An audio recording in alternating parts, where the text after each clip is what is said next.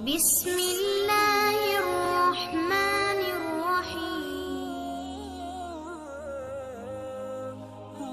100 रुपए का नोट बड़ा लगता है जब मस्जिद में दिया जाए, लेकिन शॉपिंग के लिए इस्तेमाल करना हो तो बहुत छोटा लगता है।